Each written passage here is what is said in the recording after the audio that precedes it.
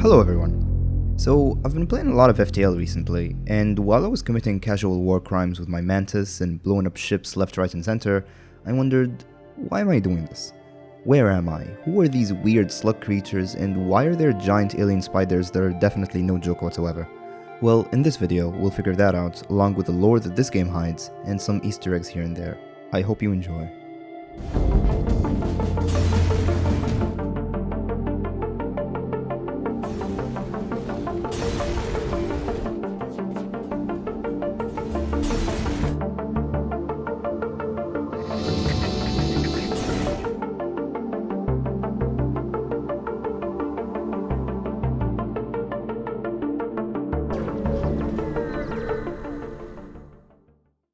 So FTL is a roguelike space simulator that's just the most addicting game ever.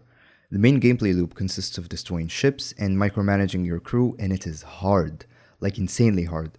My first win only came after around 130 tries. But when you hit that laser beam just right, and your burst laser 2 lands all 3 volleys, it's completely worth it. The reason why you're doing all of this is because of a massive intergalactic war between the Federation and the Rebels. The Federation are the good guys, and you're on a secret mission tasked with delivering a data packet, which was intercepted from a Rebel fleet. You need to get this to the Federation fleet in order to help them with destroying the Rebel flagship, which is extremely powerful. Thing is, this data pack Maduhiki is practically useless, and it's never revealed what it is exactly, but there is a bit of speculation we'll talk about later. Before we delve into the main races that this game has, and what's the bulk of the lore, we need to know what the Federation and the Rebels are, how they operate, and what the hell that they're fighting about in the first place.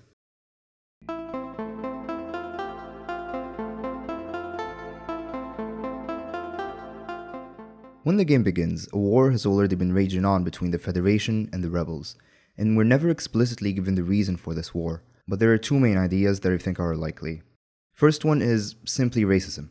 The Federation as a government is multiracial and encompassing of all species, but the Rebels just happen to be human supremacists who don't like that the Federation is trying to establish peaceful coexistence between the various races.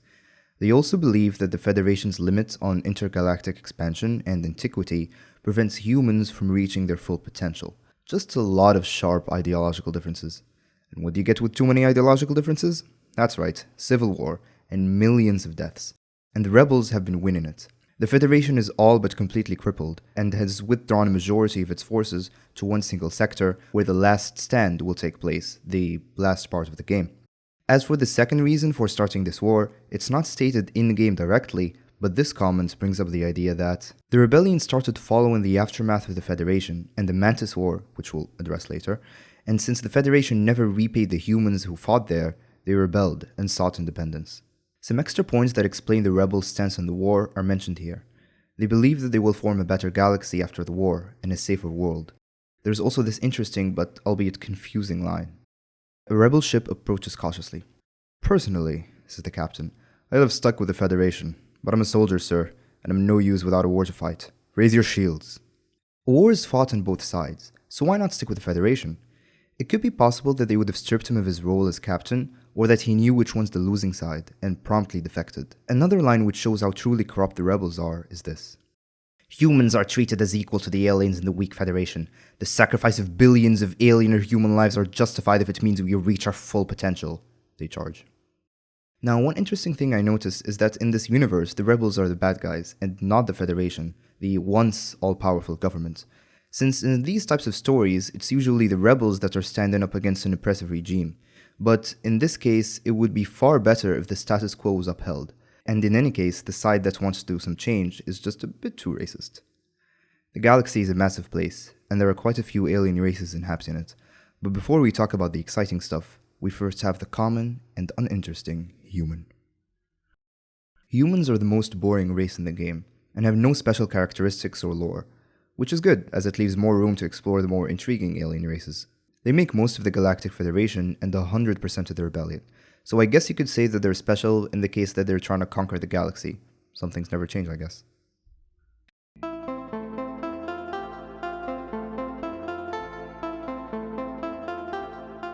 The Engi are a particularly interesting species, in that we don't really know what they are exactly.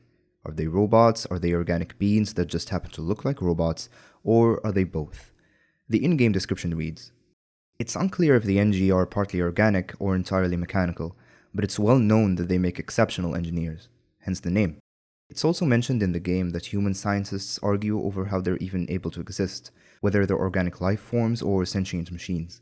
They still require oxygen to survive, and so it's accepted that they're a bridge between organic and robotic, despite them consisting of nanites.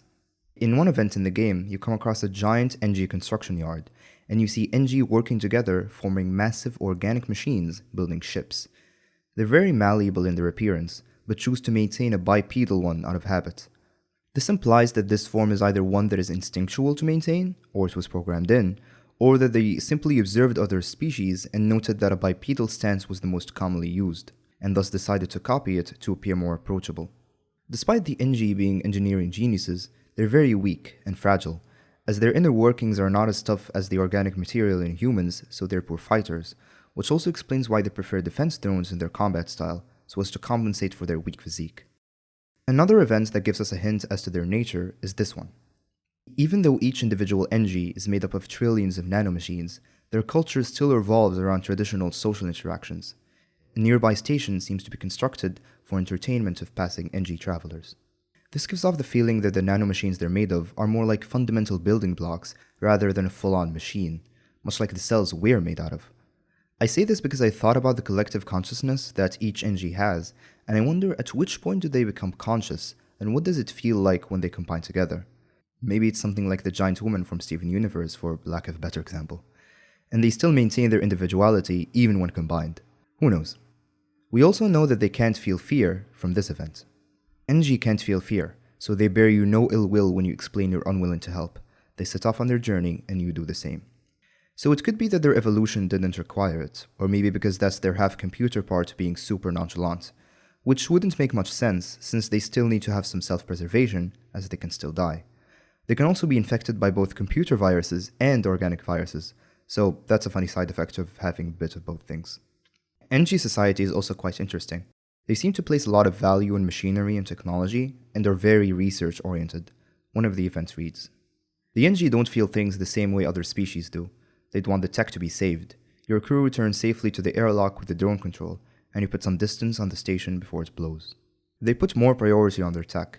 This could be because they're just built like that, or they think that the technology they create outlives any one of them, and their purpose is to keep creating and reach higher and higher technological advances, which would be pretty cool. Another thing in this game is that the race's ships highlight their nature pretty clearly. Engi ships are circular, which allows easier maintenance, and drone usage, which are always defensive. Their ships are also built from other ship parts and look like piles of junk that have been welded together without rhyme or reason. In fact, it's just that they don't care about aesthetics, and their designs are actually very efficient. Engi also possibly have the funniest event in the game. You hop into a beacon and come across two Engi ships that are intertwined, in a consolidation of sorts. If you have an Engi crew member, he explains that they're using each other to achieve a union, and the matter is a bit embarrassing and personal. Yeah, it's Engi-san, which just happens to be the name of the event in the files. It actually makes sense in-game, because their ships are described as a bunch of parts loosely held together, and this is how they make new ships, and new Engi, by, quite literally, smashing each other. Beautiful.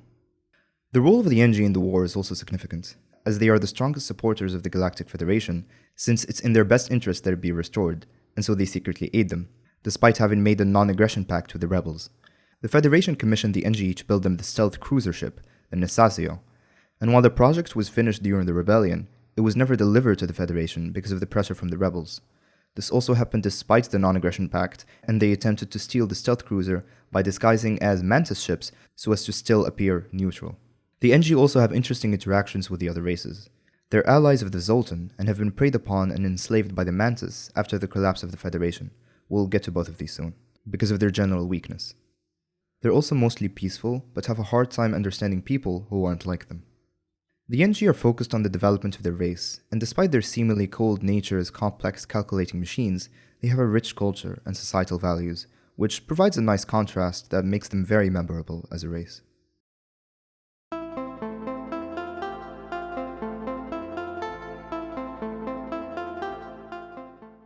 The Zoltans and the Engi go hand in hand. They're allies of each other, and they're both pretty chill and peaceful. The Zoltans do happen to be more on the fanatical side though. They're made out of energy, and it's stated in-game that they were once organic, a long time ago, but have since transcended to a form of pure energy. The Zoltans have quite a bit of untold history, as it's mentioned that they are the most ancient race in the galaxy, and were pretty powerful in their prime. However, now they are not as influential, and to most players of the game are just considered to be portable batteries, as their innate energy can power ship systems. Their ships also give us a clue to their peaceful nature. They're rounded and are comprised of organic shapes and curved surfaces, gentler than some of the other ship designs we'll come across. These little facts are well and good, but the most interesting facet of the Zoltans is that they're magic. In one of the events in Zoltan space, you come across one of them that can open a rift in space-time, or a wormhole, which summons a ship for you to fight. There's also the Zoltan Great Eye, the event reads. Inside this nebula, you detect a rogue planet drifting through space. On its surface, a huge monolith visible at this distance, even to the naked eye. A Zoltan elder hails you from the planet. "O luck or intent, you have discovered the Great Eye. Look into its depths and receive your just desert." If you pull your ship closer and RNGesus isn't on your side, a kaleidoscope of colors fills the screen. One of your crew starts to age rapidly in reverse, eventually disappearing into nothingness. Not even the clone bay, which in most cases manages to revive a lost crew member, can bring them back in this case. Quite strange. Another hallmark characteristic of the Zoltan is the energy shield that they have on their ships, which uses the energy from an FTL jump to recharge itself. The final flagship flaunts this technology as well, so it's not specific to the Zoltans only. However, it seems that they are its pioneers. Zoltan society prides itself in being peaceful and entirely just. There are many instances in the game where they're being diplomatic and presumably go on peace missions. Even the way to unlock their ship is acquired through non-violent measures. They're fair when dealing with others, but despite the fact that they're super bureaucratic, obtuse, and can sometimes even appear as though they're looking down on species, which, they're the oldest race and quite literally have the moral high ground, so maybe they're allowed a bit of that. However, not every single Zoltan is morally just, and just like every society, outliers exist. As you can guess, they're very much against the war, and take their border control extremely seriously, so you can get on the wrong side pretty easily if you don't respect their rules. This paints an image of them being the most politically and socially developed race, and for good reason. They even have identity cards that are neuro-laced or something, presumably wired into their brains or whatever constitutes one in their photon-filled physique. One interesting line that highlights how foreign they are to the rest of the species is this. The Zoltan are fascinated by other species, and have set up something of an alien knick-knack shop here. Why not take a look? It's funny because this makes them seem like the super intelligent alien species that figured out everything way before, and everyone else is like ants to them. I wish it were highlighted more in the game though, as it seems like the Zoltan are on more equal footing with the other races, and I guess it makes sense from a gameplay perspective, as you don't want them to be overpowered. One final thing about their overall shtick is that they're trying to spread peace and harmony throughout the galaxy, as shown by this line. They continue, "We take your silence for interested contemplation. We talk at length about peace and harmony, but either it's beyond your simple mind or it's all nonsense." They finish, "Please, spread the word of enlightenment to those who have not heard. Once you have, contact our brethren." They transmit coordinates of their so-called brethren. So to me it seems like they're objectively the best race in the game, as they don't have any ulterior motives or try to spread propaganda like some other races will see, which gives more weight to this line. "We have been studying the relationships between the species and have determined that the Federation still has the potential to be a net positive for the galaxy. Please accept this gift to aid your journey." Meaning that the Federation is genuinely good for the galaxy, no matter what the rebels might think.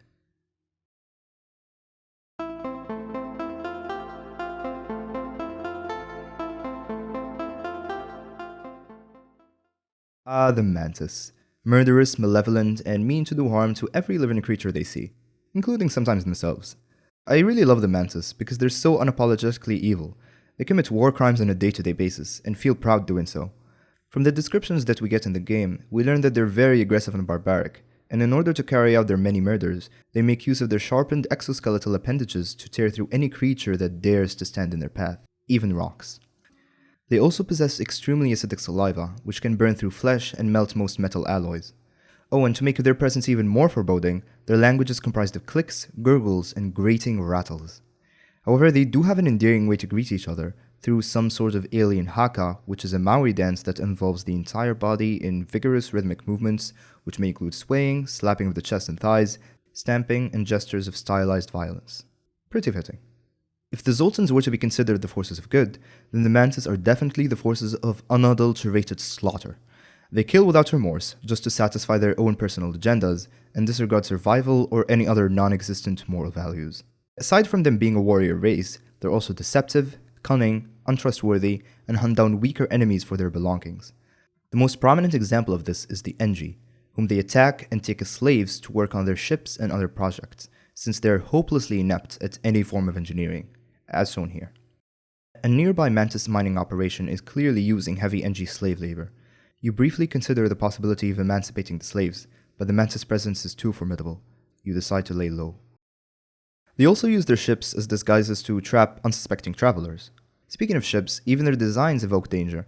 They have spikes and sharp angles, and their primary method of combat is the close, in-your-face kind, so they have boarding parties, sometimes accompanied with Rockmen, for maximum carnage.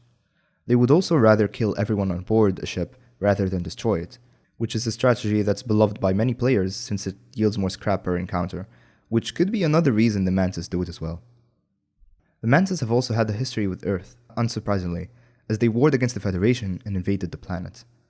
Human children are told tales of their red ships and of the invasion. I'd like to think that in this universe, Mantis are the crux of horror stories and movies around the globe, although I don't know if it would be considered a sensitive topic and thus taboo. Who knows? What's also interesting is that the Mantis have a deep hatred for humans, presumably because of the Federation, and seek to punish them and kill them en masse, as shown by this line. You overhear Mantis comm chatter. Negative, I've killed more humans. You gulp noticeably, but luckily they don't notice you yet. Along with comparing kill counts, they also seem to keep human fingers, perhaps as trophies. You overhear Mantis comm chatter. The one on the right is starting to rot. Take him down, take off his fingers, put him out of the airlock. They certainly don't seem to be friendly. The disdain for the Federation is most likely caused by the feeling that them and other aliens have slowed down the Mantis development and stopped them from reaching their full potential. Seems like this is a running theme with the rebels, so they probably could have gotten along if both weren't so xenophobic. You might have assumed that the Mantis are based on the real-life praying mantis, which infamously have their female species bite off the males after sex. Well, it doesn't seem to be the case, as their society is a patriarchal one, as shown by this line. A Mantis female comes on the vid screen. The females don't make it to authority unless they're particularly vicious. You power the weapons.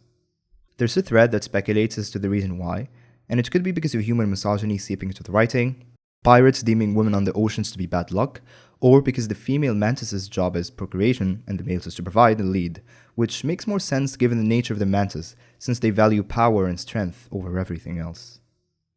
Other inbits from the in-game events show that they mainly congregate in clans and set up illegal colonies to expand their territory and populate.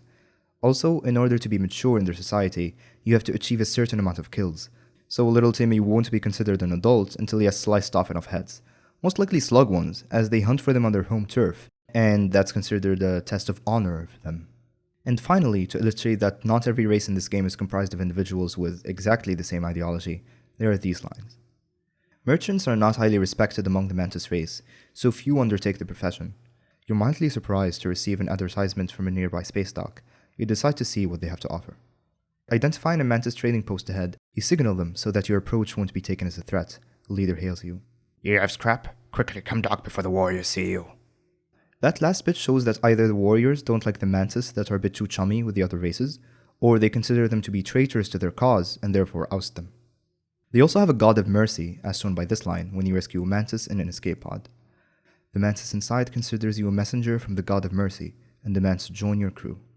It's surprising they even have this god in their pantheon, and is said by this comment, it must be the most neglected.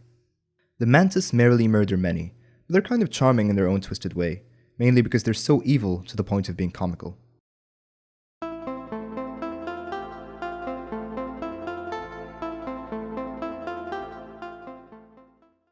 The only thing that differentiates the Slugs from the Mantis is that the former is weaker and slimier, but compensates for that by being 100 times more cunning and deceitful. Their in-game description reads, "These telepathic slugs were shunned in the Galactic Federation for their constant thievery and attempted manipulation. Along with their untrustworthy nature that we're going to explore more in a bit, they have their telepathic abilities, which they acquired after developing on an ocean planet in order to overcome the general lack of visibility.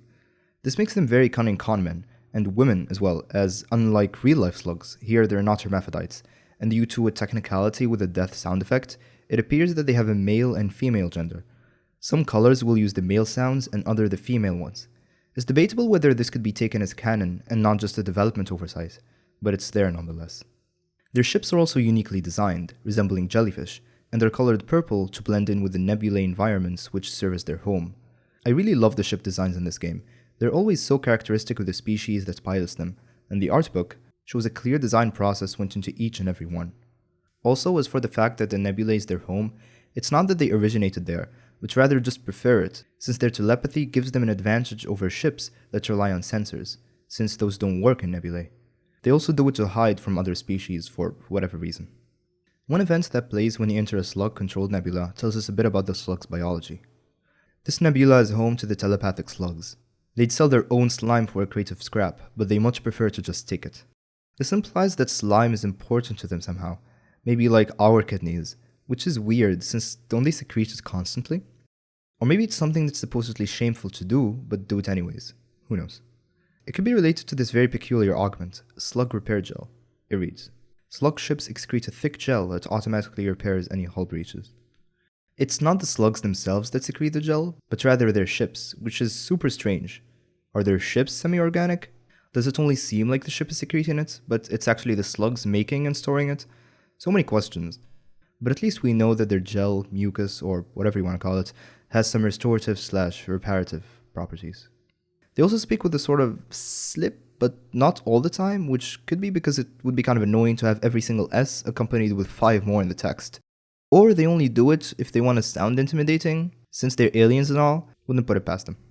Now for their society/culture, which this line gives a lot of insight as to how it is. The slugs that live in this nebula field are a leisure-centered civilization. Everything in slug life is done in the pursuit of more currency and on more time in which to spend it on extravagant ventures. This inevitably leads to much treachery in open space. So slugs are capitalist, greedy, scammers, untrustworthy, and cruel thieves who care for nothing but material possessions. Seems about right. We can also see that they're known for their pleasure cruises from this line. You head into the cantina for gossip. Topics of conversations in the cantina range from crop distribution microbes to the joys of slug pleasure cruises. This treachery and cunning manifests in the game in many ways, from them doing poor repair jobs to bait switch scams, but you can see it more clearly in the tactics they display in combat. While other races like the Mantis and Rock rely on pure brute force, slugs make use of all sorts of cunning and creative methods, like hacking, mind control, anesthesia, poison, suffocation, and what have you. Very tricky race, and all the more interesting for it.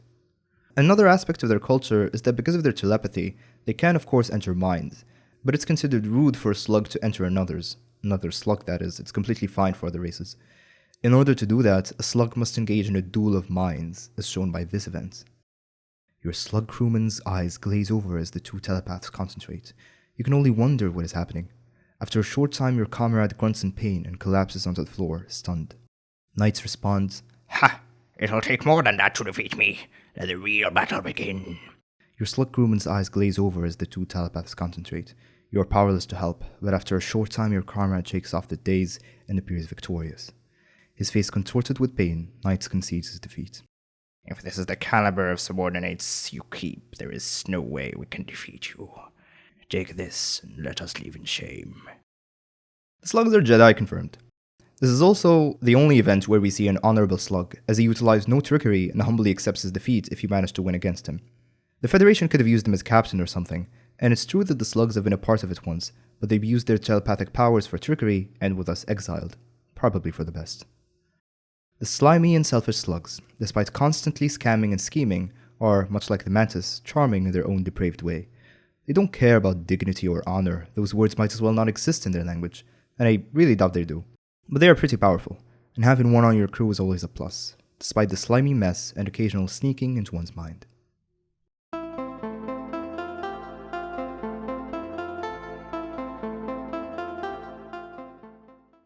With the addition of the Advanced Edition update to the game, a new race was sighted across the galaxy, the Lanius. These anaerobic beings are truly alien, and possess a terrifying passive ability to suck any area which they occupy clean from oxygen. Along with that, they're also made of metal, and rely on it as a source of sustenance. They feed off scraps and ships and random technologies. If you go into an abandoned sector, which is the only sector where you can find Lanius in, you get some of these lines. This sector has been largely abandoned since a series of battles decimated the local population. An unusual race is reportedly scavenging in the area. you'd better be on guard. This sector was the site of many major battles between the Federation and Rebel fleets. Strangely, there is very little evidence of those battles remaining. There have been a number of reports of advanced ships salvaging the wrecks and abandoned mining facilities in this sector. Could it be that the Lanius have resurfaced? I really love how this portrays the Lanius as a species. They're scavengers and very objective-oriented. Their goal is to feed, and that's it. This, combined with the fact that their language is almost indecipherable, makes them seem like hard-willed killer robots that will destroy anything in their path. They're not exactly like that, and we're not even sure if they're robots or not, because it's never specified in-game if they are robotic or just some really bizarre and freaky aliens that are made of metal. Their name is also a reference to their somewhat brutal nature, as it is Latin for butcher. They are, however, definitely useful. One event has you docking with a Lanius transport, and you meet some people, race not mentioned, who have been studying the Lanius' ability to reshape metal. The researchers respond. We haven't the foggiest idea how it works. They appear to meld parts of their bodies into the metal and reshape it. They have been willing to demonstrate their ability if you have some extra metal that you'd like to convert it into something. If you do give some scrap, you can either choose an augmentation, a weapon, or a drone schematic. The event reads.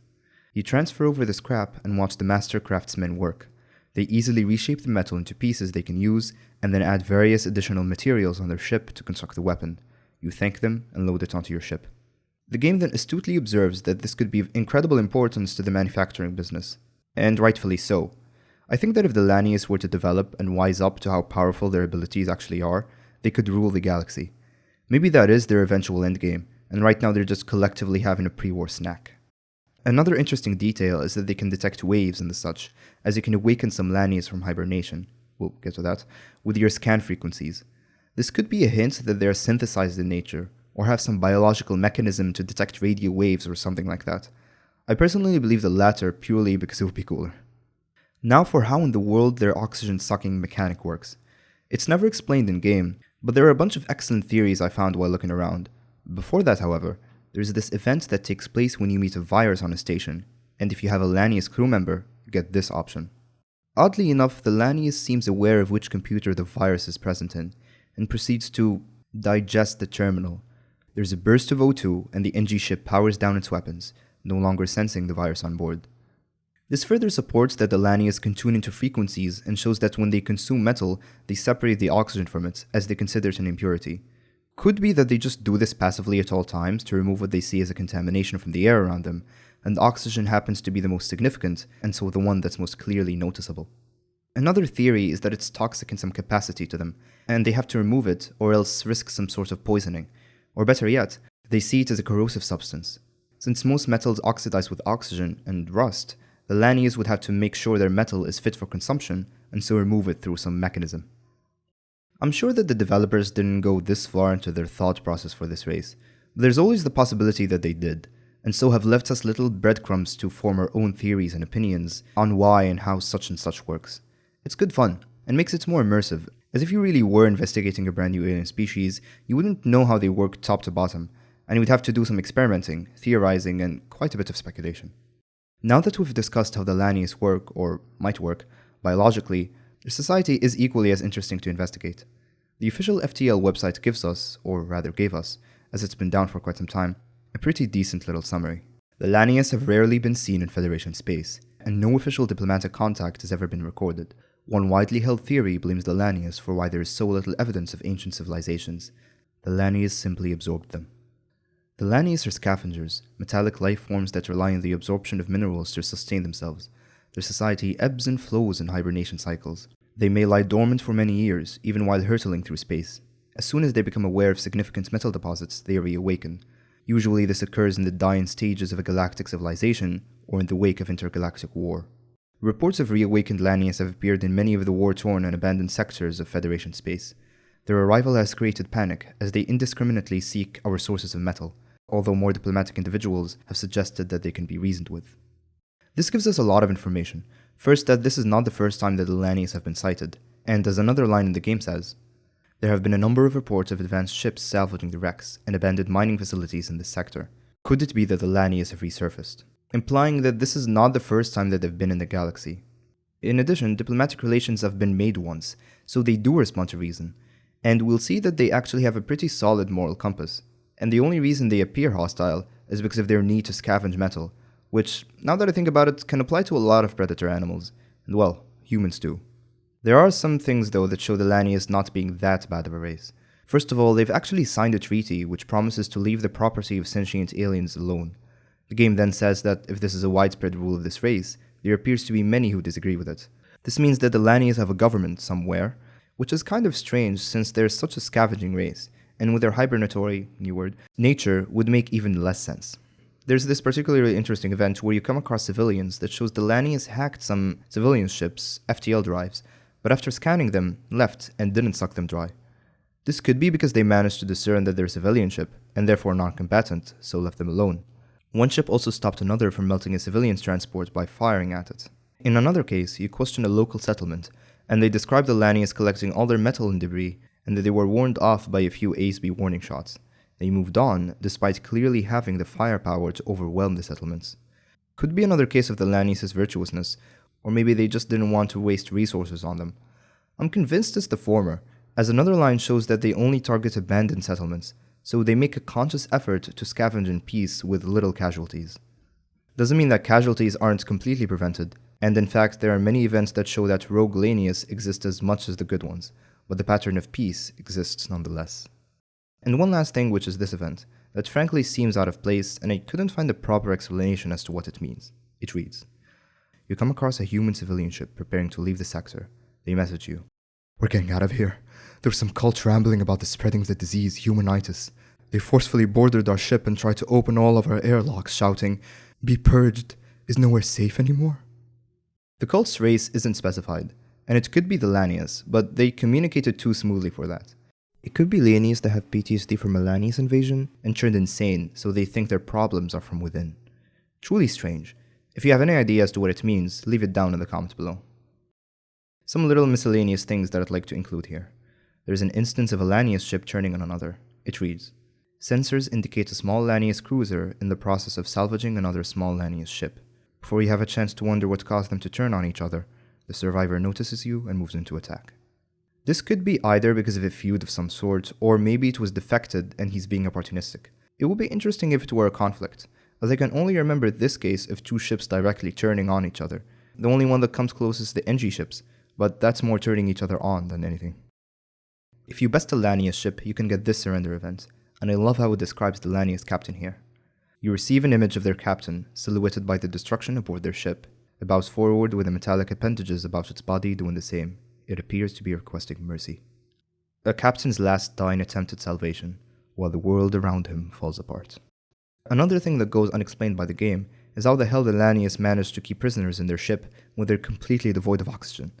This thread has some interesting theories, like maybe a single oxygenated room just for the prisoners, a spacesuit, you rescue the prisoners in the nick of time, or that the prisoner is half Lanius and half other race, which, yeah, I wonder how that works. And finally, the Lanius cruiser, which its unlock is unfortunately a kind of cop-out by the devs, since instead of having a special unlock event for it, you just get it after unlocking 4 ships, excluding the Kestrel cruiser. The description does say entice the Lanius with a valuable fleet, and this could go both ways, meaning literally to give them a powerful fleet to have more influence, or that the fleet is just a really big feast. I'd like to think it's the latter. The Lanius eating the fleet you give them right after would be a funny sight. The Lanius live their life lying in wait for the proper moment to just go ham and slurp down as much metal as possible, then back to sleep again. And they, mostly, make sure to just do it in abandoned sectors so as to not disturb anyone.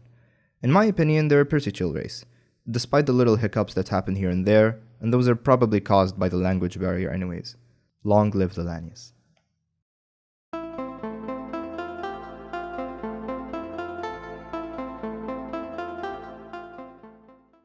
In my opinion, the Rockmen might be the most unpleasant race in the game.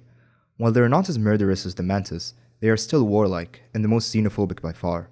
They're also more isolated as a species. But before we delve more into that, we need to know what they're really like, because despite what the name might suggest, they're not actually made of rock, but their skin is as hard and rugged as solid rock. The reason they're called that is because they were nicknamed it by humans. This is also supported by their description, which reads, the Rockmen of Vrakos 5 are rarely seen and are known for their fortitude. Rockmen is in quotes. Moreover, they're the only species that has their home planet mentioned by name for some reason. They're instead made of silicon, and are highly resistant to heat, but not completely invulnerable, canonically at least. They're also generally very resilient, as one would guess, and in-game have 1.5 times health than that of a normal human. We also learn from a couple events that they don't have any internal organs. The Mantis ship here is adorned with rock body parts. It would be a gorier display if they had internal organs, but the message is clear enough. This is a hunter of a very specialized kind. Despite that, it's mentioned that their digestion system is very robust. So which is it? Organs or no organs? Could be that they have something similar to how frogs breathe, and it's somewhere in their skin. More tests need to be conducted. It's also confirmed that they do have gender, as there is an event that has you rescuing a rock bride Ariadne. Along with that, they can also sport beards in the form of green moss-like appendages, as shown by this line. As you jump in, a vast figure appears on the view screen. The rock captain rubs the green moss-like appendage on his skin and then orders his crew to open fire. This is such a surprising description to find, because it's the only one that shows the rocks can be anything other than rock, which shows you that they're not just reanimated stones, but have their own freaky biology. We can also see their brute nature from their ships and style of fighting, as they favor missile-based weapons and their ships are bulky and rely on heavy armor for protection. The ships also look like armadillos, which was the inspiration behind their design. Now for Rock Society, which, as previously mentioned, is extremely xenophobic. They're very distrusting of other species and don't mix unless they really have to. For example, almost all the pirate encounters have a random crew composition, regardless of the ship, but the rock pirates that we see are operated solely by rock crew members. They're also trigger happy and have no qualms with firing on ships they aren't familiar with. The only exception to this xenophobia would be the Zoltan, as they are tolerant of their wisdom and have allowed them to establish a store in rock space in one instance. On the off chance that a Rockman decides to work with other species, they are shunned, abandoned, and punished for their transgression, as shown by this line. You come across a rock trading post. It's rare they deal with outsiders, but they need to sell the last of their stock, and will pay their dues for their transgression when they return home. In another line, it's also highlighted that they prefer seclusion, and are paranoid or dislike the idea of being in the vicinity of races other than their own. The event reads, a rock ship is silhouetted against the sun in supernova. They hail, "Even out here you follow us, we will wish to be left alone." Out of panic or anger, they charge their weapons. The reason for this extreme xenophobia can be simply traced back to their religion, which indoctrinates rocks to believe that any race other than their own is to be mistrusted, and to strictly avoid positive interaction with them. An event shows how they filter the information that is accessible to their race. It looks quiet, but you realize your computer is being scanned. A hidden rock vessel hails you. "Why do you fill your computer with lies? These are not the holy words." Before you can interject, they open fire. Moreover, their government is a theocratic dictatorship, hence the propaganda, but we aren't really told what they worship or how their dictatorship is run. One theory is that they worship the ancient crystals, which are actually a playable race in the game, but it's never stated directly. One thing that can give us a clue is that you can find the crystal lockdown bombs in the rock shops, meaning they either still possess the knowledge to create that technology or have kept the remnants of their ancestors with them all this time and continue to worship them. Because of the strict cultural rules, class hierarchies, lies, and propaganda used to control the people, indoctrination, and many more things that make rock society unpleasant, some factions rose up to look for the truth and escape the rock regime. They are immediately regarded as outcasts. Another example of the xenophobic teachings of the Rockmen is this line, which happens when you refuse to give over the aforementioned rock bride Ariadne for her arranged marriage. I was led to believe your kind did not know mercy. I will join you, but quickly, we must jump away. They will not tolerate. She's interrupted by weapons fire from the basilisk's escort. Also, reference to the basilisk is here, a mythical creature that turns you to stone when you look at it, or it kills you outright. Interpretations vary. Lastly, the Rockmen actually submitted to the Federation, and there is an example of a Rockman ship aiding you because they support your cause. I doubt this was voluntary, and they just did it because they wanted to maintain peace in the galaxy for their own purposes. While the Rockmen might not be as attractive a species as the others, they illustrate well what to avoid in a society, and how members of a tyrannical one will almost always try to seek and escape from the lies that they're being fed, even if it puts their life at risk. Now, onto their more elusive, and quite literally brilliant cousins, the crystals.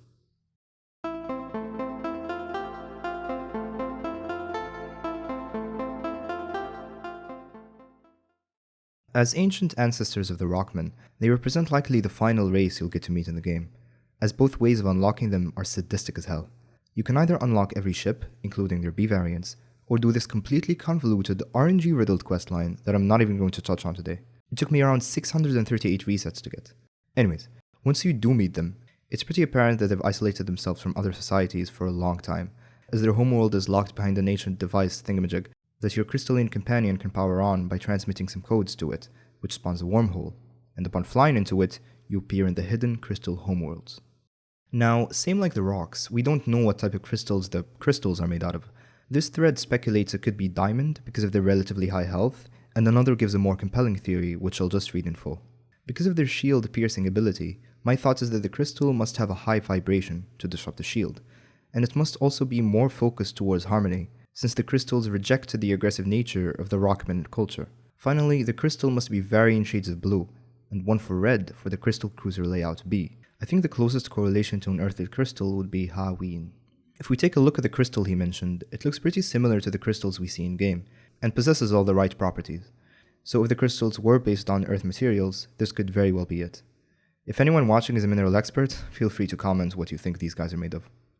It's also mentioned in the game that their methods of creating said crystals are unknown. You arrive near a civilian settlement. It looks like their homes, ships, and stations all rely heavily on an intriguing crystalline material. You wonder how they're able to create so much of the substance as yet undiscovered in the rest of the galaxy. It could be as simple as they literally grow the crystals, as in real life, or some other magical way that's specific to their species. The former makes more sense to me. Now, these crystals don't just constitute their bodies, but they use it in weapons, ships, bombs, and a whole slew of other stuff. It's kind of strange to think about. It's like if we made guns out of human flesh and drove in cars made of enamel or something like that. It's funny because I bet that if our bodies produced something as useful as crystals, then it would 100% be used in production, and it would not feel weird whatsoever. I mean, some people drink piss for health benefits and some other disgusting stuff, and that's just based on pseudoscience. One line that sheds a lot of light on how long the crystals were in solitude for is this, which happens when some crystal scientists require to scan your crew to learn more about their biology and structure, and you give them a Rockman. Ah, my dear evolutionary cousin, this is truly wonderful. We have countless historical records of your kind, but we lack information on the past few hundreds of years. We can learn so much from these scans. We must get to analyzing them as soon as possible. Please, take this.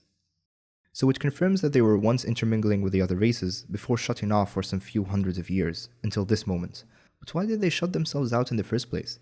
Well, we're told that it's because of a falling out over the violent ways of their descendants, the Rockmen, and so instead of trying to establish some sort of rule, they just dipped into exile to develop their culture in peace. To be honest, that doesn't sound half bad. They just had enough of everybody's BS and went off to do their own thing. And it seems like they made the right decision, as we know that they've basically created a utopia from this line. No ships are in range, so we take the time to scan the area. It seems like every planet you've seen so far shows signs of highly developed habitation without overpopulation. They must have a very structured and well-regulated society. Now, one thing that bothers me about the crystals is how you learn about them, and that's the damaged stasis pod. You come across this thing in a ship quoted with, quote, ice or crystal, that's floating in an asteroid field, and if you give it to Zoltan scientists on a Zoltan research field, they give this comment. Interesting, I've never seen a cryogenic system like this. It appears to still be functioning. They hook it up to their system and run a number of tests on it. Amazing, it has the ability to reconstruct the body if it was damaged during transit. Watch. They reactivate the pod, and you watch as the hunks of crystal inside form to build a humanoid structure. The pod slides open, and the reformed alien steps out. It speaks slowly. Greetings. I appear to be in your debt. My people isolated themselves a long time ago, but perhaps it's time to re-establish a connection. There's a hidden wormhole near the rock homeworlds. Perhaps you can take me there so I can properly repay you. So there are a couple of things about this. Why would the crystals even send out a stasis pod in the first place? It wouldn't benefit them to send out a way for them to be discovered. They even left the ancient device to make it possible to re-establish connection. It could be that they actually wanted to be discovered later down the line, but that doesn't make sense, because later on we're shown that when you open up the link, they're attempting to cleanse their homeworlds of any intruders. Also, when was Rowan even put into the stasis pod, and how long was he in there for? He knows about the isolation, so it couldn't have been before it started.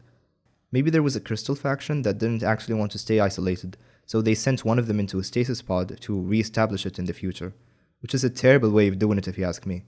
This sounds the most plausible to me. If you have any other ideas though, feel free to drop them in the comments. When you opened up the wormhole to the crystal domain, you brought a lot of other curious travelers.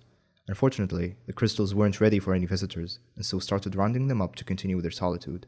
An event reads. You pick up chatter from a nearby ship. Yes, here are some interesting specimens. Try to take them alive this time. There's a lot of money to be had on aliens. Scanners indicate a remote teleporter was just used. Now, you can communicate with the crystals, and that's because of the universal translator that's mentioned here and throughout some events. Here it mentions an instance regarding the crystals. You receive an incoming transmission, but it appears badly garbled. Eventually you realize it's advertising an equipment store.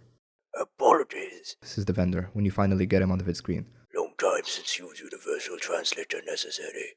Please, bye.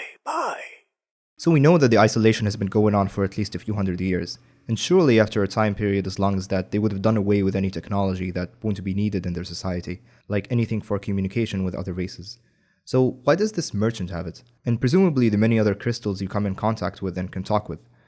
I'm inclined to think that the writers just forgot about this detail, but there is the possibility that the crystals are just massive hoarders, and perhaps they planned for this day sometime in the future, and so kept the translators. Just in case. Some more tidbits that are kind of confusing. There's this line here that says, "I've heard tales that our isolation finally ended." Tales? Don't tales take time to transpire? It could be just a quirky way of saying, "I heard y'all jump through the wormhole," and I'm probably looking too much into this. We also know what the crystals might call the aliens officially, or at least another nickname for them. "You have bested us. I will no longer underestimate you outsiders. Please, let us leave in peace." Outsiders is capitalized, and is probably something that's being taught to them, as there's this other line. "We would like to apologize for our xenophobia. You have shown that aliens can be compassionate, a fact unwritten in our history records. Please, take this." So their history doesn't display aliens in the best of lights. Another final event, which is the only one that mentions the time frame that FTL exists in even vaguely, it occurs when you meet with a crystal artifact collector and you offer him scrap. It reads, "My word, is this a 25th century Rockmen thrust stabilizer? What do you want for it? Wait, I have a better proposal. I long to see the galaxy. I promise to come with you. What do you say?" I don't know why crystals are sometimes British. Shut up. So this tells us two things. One is that scrap is literally that, random stuff. And two, FTL is set sometime after the 25th century. And if we were to compare it to our Gregorian calendar, this feels to me like someone referring to the 16th to 18th century. So maybe it's set in like the 28th to 30th century? Who knows, it's all speculation here. One funny thing in this event is that the crystal who requests to join you actually has a family, and asks to bid them farewell before he joins you. These guys, or at least this specific example, is so starved for knowledge of the outside world, he leaves his family at the first notice for that. Incredible. And with that, we have finished covering all the alien species in the game, what they're like, what their societies are like, and their role in the game, and what's left now is some miscellaneous details and some hidden Easter eggs and references that the game has sprinkled throughout.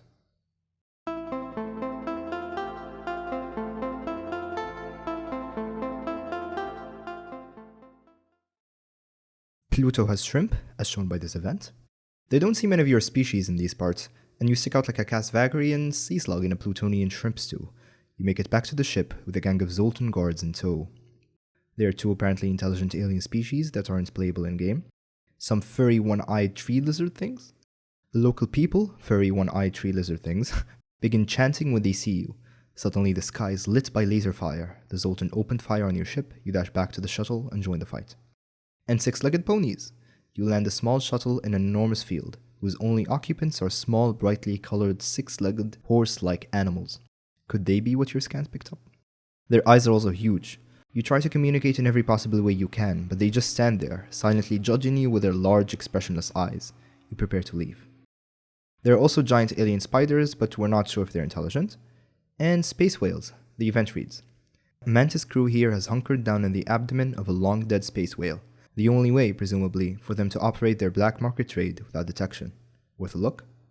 The Rebel emblem has the initials MFK on them, which, as said by the developer who put them on there, doesn't mean anything.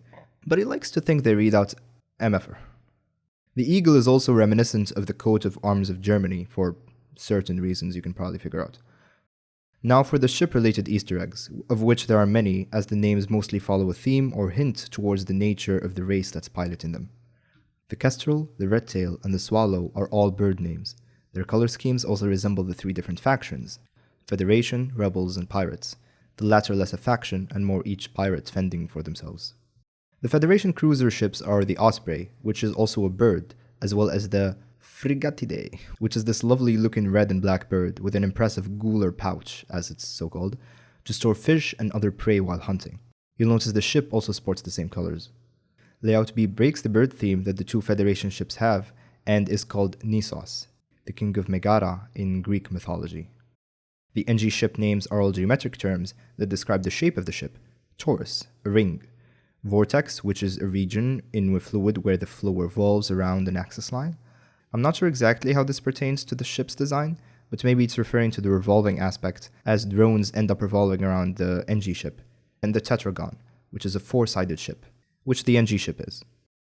The main Zoltan ship is called the Adjudicator, which is someone who presides, judges, and arbitrates during a formal dispute or competition. Which makes sense, since the Zoltans are considered to be the most just species, and have been known to go on diplomatic missions for peacekeeping and such.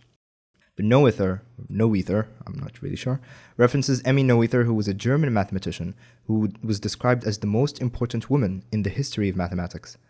The third one, Serenkov, could be a reference to the Soviet physicist Pavel Cherenkov, or the radiation that he discovered, which happens, quote, when electrically charged particles, such as protons or electrons, travel faster than light in a clear medium like water.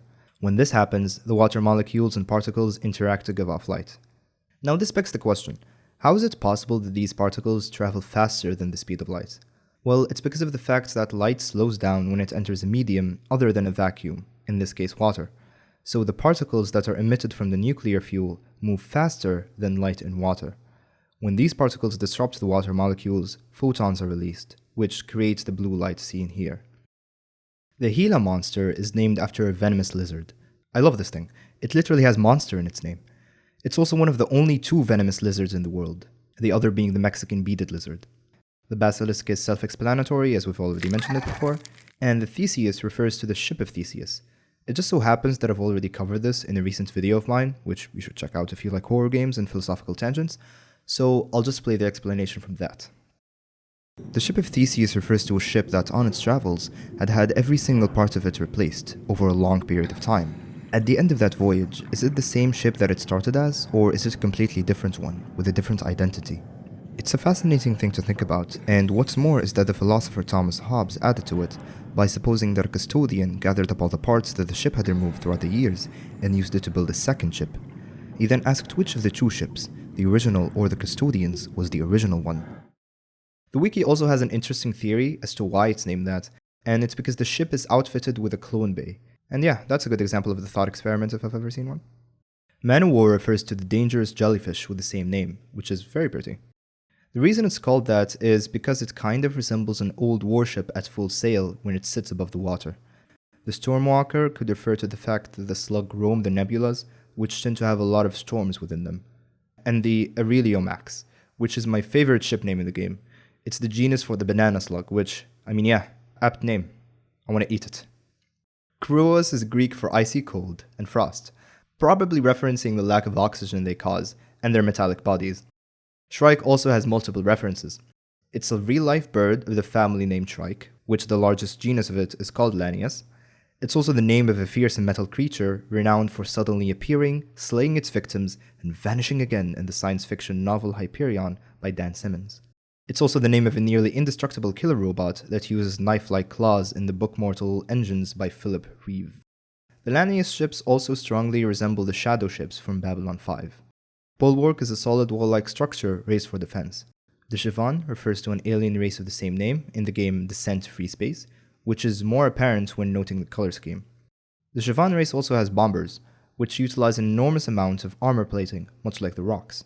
The last ship has a pretty interesting name, Tektite, which refers to, quote, small pebble-like glassy objects of Earth material that have been melted by meteorite impact, splashed up into our atmosphere, and fallen to Earth again under gravity. They often acquire aerodynamic shapes when they partially melt on the return journey. Their name originates from the Greek word tektos, which means molten. Another interesting tidbit is that the earliest record we have of them was from a Leo son, who gave them a name meaning Inkstone of the Thunder God, which is a pretty hardcore name to give to a mineral. The one discrepancy with this ship and its name is that its color isn't congruent with the mineral it's named after, as the colors they appear with don't include the shade of blue. It's probably because there's a crystal crew member and a crystal weapon come with the ship, and it's colored blue to reflect that. The stealth cruiser has three variants: the Nesasio, which is the genus for an animal called the fearful owl. The developers really like birds, huh? the DASR-12, which could be a reference to the Normandy SR-2 from Mass Effect. The color scheme doesn't really support this, I don't think, but apparently it's an advanced stealth frigate which has a high-powered beam weapon as its main gun, which fits the DASR-12 to a T. The glaive beam is a shredder. Simo H references Simo Pauha, maybe, who was a Finnish World War II sniper nicknamed the White Death. You can guess why he was called this, as it is believed that he has killed over 500 enemy soldiers during the Winter War, the highest number of sniper kills in any major war, and so is regarded the deadliest sniper of all time. And finally, the Crystal Cruiser has two variants, Bravice, which is a reference to the Bravice lattice, which refers to the different 3D configurations into which atoms can be arranged into crystals, and the Carnelian, which refers to a mineral with the same name and the same color. And with that, we've covered all the ship-related trivia, but there is still some more trivia sprinkled about in the achievements, weapons, and other stuff. I'm getting these mainly from the wiki, by the way, which has a pretty decent page on this, although I can't vouch for its completeness, or its accuracy, as I saw Bulwark being mentioned as a mineral there. This game references a lot of Star Trek, and is shown clearly in the achievements, as we have Tough Little Ship, which is a direct quote from William Riker about the USS Defiant. The United Federation refers to the United Federation of Planets. Bird of Prey refers to the Klingon Bird of Prey, a type of warship used by the Klingon Empire. Given her all, she's God Captain, a line said by Scotty, a Starfleet officer. And no red shirts here, which refers to the expendable characters in the show. You unlock this achievement when you get to Sector 8 without losing a single crew member. There is one achievement that refers Star Wars, and that's the guns they've stopped, which was said in Star Wars Episode 4, A New Hope, during the attack on the Death Star. The third Star Wars Easter egg I could find is that if you run out of fuel and wait for someone to hail you, a ship that can find you is described as a modified Y2-1300 freighter, obviously used for smuggling, which refers to the classic Millennium Falcon. There's also I Don't Need No Stinking Upgrades, which references a well-known misquoted line from The Treasure of Sierra Madre, which is actually a German novel titled Der Schatz der Sierra Madre. Trustworthy Autopilot refers to HAL 9000 from 2001: A Space Odyssey. Its icon also makes this ever more clear. And finally, some miscellaneous info that I've missed. So I had some help with the research/info for the script from the lead writer, Kix, of Multiverses, which is a massive expansion mod for FTL. And they had an interesting theory about the great secrets that you supposedly know that's going to bring down the rebels. It reads, "This is a bit of conjecture, but I think it makes sense. At the beginning of the game, we're told that we, and we alone, know some great secrets about the rebel flagship that is vital to winning the war. Yet we never actually learn what that secret is. The flagship has multiple phases, but this takes the player by surprise, so that can't be the secret. However, the rebel flagship also has an AI mode that activates when you kill all of its crew. It's worth noting that the rebels are also the only faction with autoships in the game. Plus, the purpose of a flagship, by its very definition, is to carry the admiral of a fleet. No mentions of the actual rebel admiral are present in vanilla. My conclusion? The flagship harbors an AI admiral that also controls the autoships, and defeating it shuts down their autofleet. But again, that's just my conjecture. I personally think this is a satisfying theory, because, as mentioned, only the rebels have the autoships, and it could be that they're building stronger models that would just be mass-produced and be a major advantage to them. This is also supported by the fact that the AI mode of the flagship is way more powerful than when it is controlled by the crew, so it would spell utter destruction for the Federation if every single ship they were fighting against was controlled by a ruthless, powerful AI. And lastly, this little fact, which I think is a nice bit of lore integration. So FTL had an Advanced Edition update, which was released around 2 years after the main game. This added the Lanius, among many other things, including the hacking technology. Now, this might seem obvious to some people, but the addition of the update is actually in line when it was added in the FTL universe, as shown by this line. The Engi were quick to adapt to the sudden urge of hacking technology. This ship is the result of their research. So along with the Lanius, the various weapons and drones, systems, and everything that was introduced was either being invented at the same time that the Lanius came, or my theory, which is that the technology was copied from the Lanius ships that people salvaged, and was distributed across the galaxy. Faster Than Light is a surprisingly immersive game, and that's mainly thanks to its lore and its solid, addicting gameplay loop. The role of a captain is immediately bestowed upon you, and if you don't live up to it, then neither will your crew. It's a shame that it's not as known as other roguelikes, or just as other games, period. Some people also say that it doesn't have any lore, and, well, if this video is any proof, then yeah, I think it does. I haven't mentioned the music directly in this video, but to me it's the highlight of the game. The soundtrack is simply phenomenal, and I urge you to give it a listen, along with playing the game of course. With that, I hope you enjoyed the video, and I'll see you in the next one. Bye bye.